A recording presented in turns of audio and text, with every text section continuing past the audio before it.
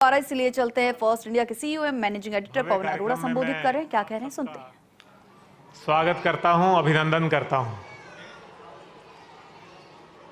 मुझे खुशी है आज यहां हमारे प्रदेश के उप मुख्यमंत्री श्री प्रेमचंद बैरवा जी मुख्य अतिथि के रूप में पधारे हैं।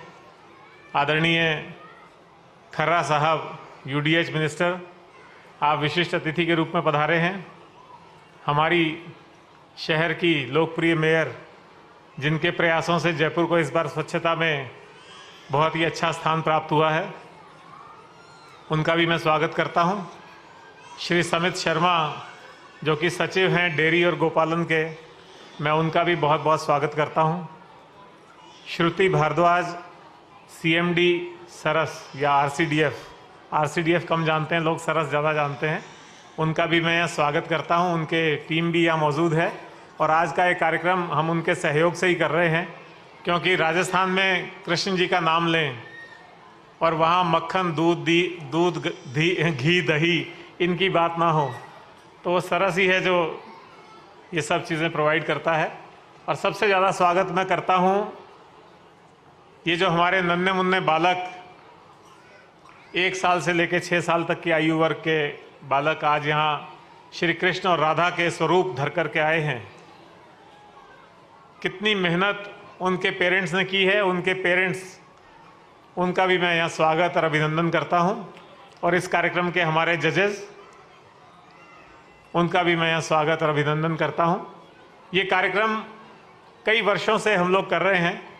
पहले जेसी सर इसको ईटीवी में होते थे, जब उस समय किया करते थे, तब भी सरस के साथ करते थे और धीरे धीरे ये कार्यक्रम का स्वरूप बदलता रहा और फर्स्ट इंडिया ने फिर इस कार्यक्रम को रिवाइव करने का जिम्मा लिया और आज ये इतना खूबसूरत कार्यक्रम आप लोगों के सामने है। जब हम श्री कृष्ण जी की बात करते हैं, जन्माष्टमी की बात करते हैं, तो ये कोई उत्सव नहीं है। मैं ऐसा मानता हूँ कि जन्माष्टमी एक पूरा जीवन दर्शन है। अभी हम सब श्री कृष्ण के बाल रूप देख करके यहाँ अभिभूत हो गए, उन्होंने हमारा मन मोह लिया। लेकिन श्री कृष्ण का सिर्फ बाल रूप नहीं है, बाल रूप में तो वो एक आनंद के और जिसको कहते हैं खुशी देने के और अपनी जो छोटी छोटी अटखेलियाँ हैं उससे लुभाने वाले हैं। लेकिन जब वो मुरलीधर बन जाते हैं, जब वो युवा स्वरूप में आते हैं, तो वो प्रेम, माधुर्य, संगीत इसके प्रतीक बन जाते हैं।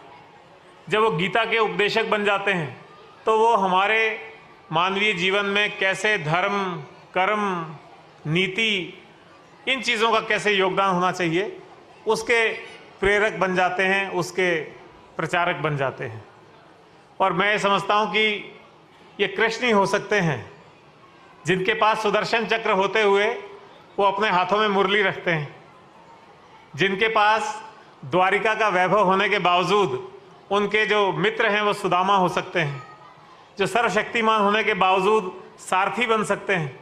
तो कृष्ण के जो इतने विविध रूप हैं, उन विविध रूपों से कुछ ना कुछ सीखते रहने का प्रयास होना चाहिए। इतने विविध रूप हैं, इतनी विविध बातें हैं, और जो उनका गीता उपदेश है और जो गीता है, और उसमें वो चाहे कर्मण्येवाधिकारस्ते मा फलेषु कदाचन ये हो, चाहे दूसरे उपदेश हों, वो निश्चित तौर पे यदि हम अपने जीवन में उतारते हैं तो उस किस तरह से हम अपने जीवन में धर्म को, कर्म को, नीति को, कर्तव्य को उतार सकते हैं, ये उनसे सीखना चाहिए। तो जन्माष्टमी का केवल यही रूप नहीं कि हम बच्चों की मनमोहक अदाएँ देखें, बल्कि इस जीवन दर्शन को यदि हम अपने जीवन में अपना लेते हैं तो हमारा जीवन बदल सकता है।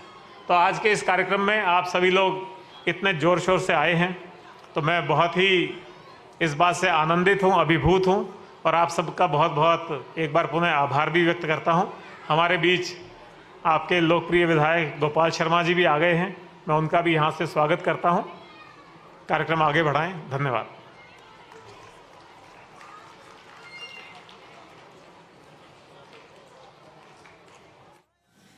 तो चलिए, फर्स्ट इंडिया के सीईओ एवं मैनेजिंग एडिटर पवन अरोड़ा को आपने सुना और इस दौरान उन्होंने कृष्ण के उन तमाम स्वरूपों का वर्णन किया जो कि सिर्फ कृष्ण का जीवन नहीं बल्कि हम सभी के लिए एक जीवन दर्शन है।